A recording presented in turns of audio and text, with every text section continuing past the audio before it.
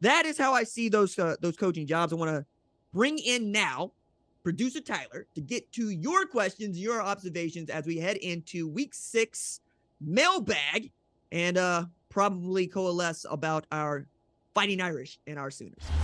Happy to be here, RJ. Thanks for having me on. And like you mentioned, we're going to be talking a little bit about Notre Dame and Oklahoma. And for this occasion, I had to wear the colors. I don't normally do it at work except on Saturdays, but I made a special occasion for today. But first, it's Oklahoma, Texas week. We got a lot to talk about. Yeah, and I thought that this was a good time to throw out one of my own mailbag questions, which seemed to be working. Please continue to send us your mailbag questions at #1 show on the Twitters, Facebook, Instagram, TikTok, on TikTok. And what I asked was which team will end the season with the better record. Excuse me. I'm getting ahead of myself. What I asked was what's the best OU Texas game of the last 20 years? And I got some interesting responses, but as always, I love to see what producer Tyler pulls out. So producer Tyler, what was the first response you got? Well, there's plenty to choose from. I appreciate everyone for chiming in. I had to go through a lot, but honestly, there's been so many good games. So a lot of different responses. The first one, though, this one comes from Darren, who says 2 years ago, Rattler gets pulled before halftime, then comes back and lights it up. Darren is referring to the 2020 Oklahoma-Texas game, 4 overtime classic. RJ, what are your memories from that one? Losing my mind, which has come naturally, one, and has been part of the OU-Texas rivalry for it feels like the last 20 years. But that was really what stood out to me, too, as much as we talk about Caleb Williams, and he was dynamic in that game. It's also the first time that Lincoln Riley had benched a starting quarterback at Oklahoma. And I want to say the first time he benched a starting quarterback during the game in his career as a play caller and as a head coach. And for Rattler to keep his head after being sat down, come back in and win that game in 4 overtimes for the Sooners. I think I'm going to hold on to that one for a very long time. But no, excuse me, not 4 overtimes. Last year, 2020 was 4 overtimes. Last year, he simply needed to come in and win the game. I got that right, Tyler? Yeah, 2020 was the 4 overtime classic. We had we had a blocked field goal in the 3rd overtime. Oklahoma blocked the kick, and then Oklahoma had a chance to win it and just completely shanked it. But that was a great one. Let's move on to our next response. This one comes from Ron F., who says, last year broke Texas hearts. Yeah, this is the one where I'm also getting ahead of myself because Oklahoma scored 25 in the 4th quarter, and I believe Texas could only muster 7 in the 4th quarter. Also, still the same game where Rattler comes in to lead them back. I don't know that we're going to see another football game like that one this year, but certainly one that I will remember for a very long time. Without a doubt. I remember where I was jumping off the couch watching that game, and Caleb Williams sort of stole the show when he came in that one. It wasn't just the way that he led that charge for Oklahoma. It was the throws he was making, and he's a true freshman, obviously a big-time recruit, came in, made some unbelievable throws. Also, we should point out that Texas cornerbacks just refused to make a play on the ball at any point in that game. It was unbelievable. So that was an awesome game. All right, our next one, this one comes from Straight Shooter. I'm assuming Straight Shooter was a Texas fan because he says, 2008, and I was there. Shipley.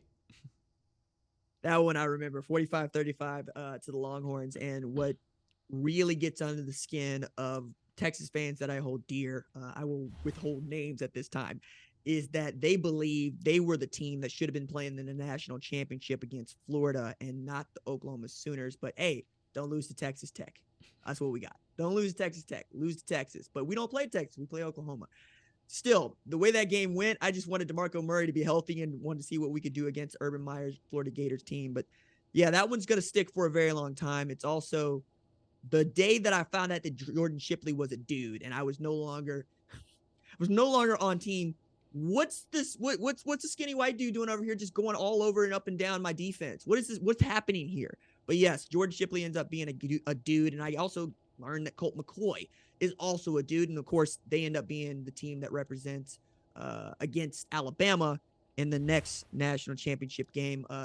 Really, one that defines the rivalry, I think, because both of those teams were at their peak.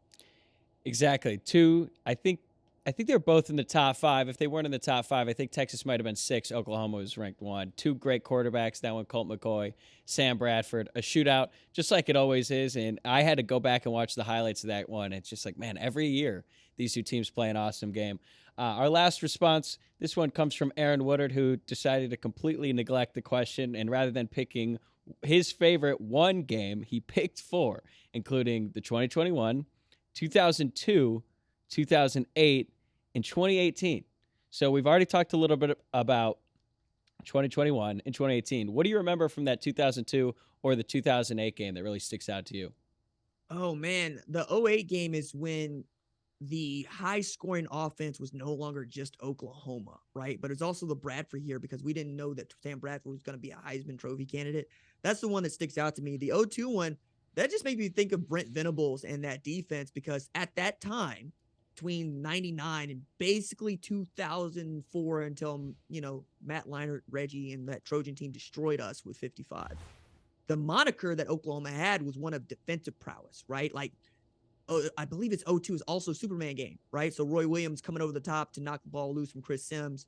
And that's how you win the game with Teddy Lehman picking up that and running back in the end zone. That's the defense, right? And that's how good those defenses were. It wasn't until about 6 years later that we have, this onslaught of offense in the Big 12, which again was Nebraska's conference, right? Where you ran the football and you played defense. It wasn't until much later that Mike Leach brought in an air raid, and I want to say 2099 with Josh Heupel, and then you got to see a little bit of what that would look like. And then Kevin Wilson, who's now the offensive coordinator, offensive coordinator, I want to say tight ends coach at Ohio State because Corey Dennis is quarterback's coach, was able to really get that offense up and going. And that's where my memories are really forged because I'm in college then. And it matters in a different way than it does when you're in high school or middle school because you go to school with those guys. But that's what I remember about 02 and 08. And then 2018 is just another wild game. But 2019 is the one that sticks out to me because that's the one where Sam Ehlinger, I think got sacked 9 times.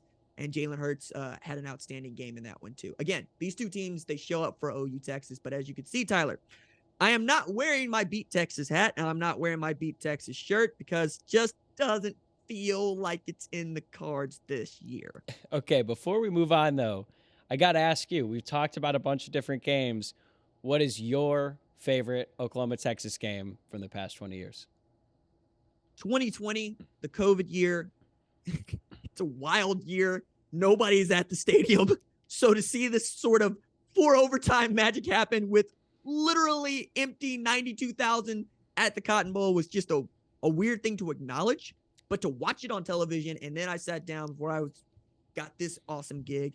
I was doing instant reacts, and I kept just sobbing, and I was challenging the team, and I was getting very upset about the team, and I was getting very upset about giving up this many points to Texas, but I was so happy to come out of that with a W. And that also led to, what wasn't a national championship year, wasn't a college football playoff year, but a really great year that ended with a Cotton Bowl win against Florida. And that felt really good. I got to say, the last 2 years, being able to win a bowl game really changes how you think about the season, Tyler. Yeah, and you bring up the COVID year. That was such a weird start to the season for every team involved and all the fans. That was the first game that felt like normal college football. Or it was so exciting. It was so fun to watch for all the fans. This game is one of my favorite rivalries, and I don't even have a dog in the fight. Personally, I would say the 2021 game was my favorite just because the stakes were a little bit higher. Oklahoma was ranked 6th at the time. Texas was 21st, I believe. But before their season went off the rails, they were 4-1. Sark's first season, they come out. I think they went on to a 28-7 lead early, and you're thinking, oh my God, is Texas back? And then Oklahoma came back. You got the Kennedy Brooks game-winning touchdown there at the end. Just an awesome, awesome game. And one I'm never going to forget. I think that was honestly the most fun game I watched all season. But honorable mention for me, really quick, 2019 OU Texas Big 12 championship game because Trey Brown's from Tulsa. He made an outstanding play to help seal the game, and Kyler Murray won the Heisman in that game over Texas. Doesn't really count as a Red River rivalry, but they got to play each other in the Big 12 championship game, and that's always going to feel good. Thank you for watching the #1 college football show. Please remember to subscribe to the channel and like this video so that you don't miss any of the best college football coverage in America.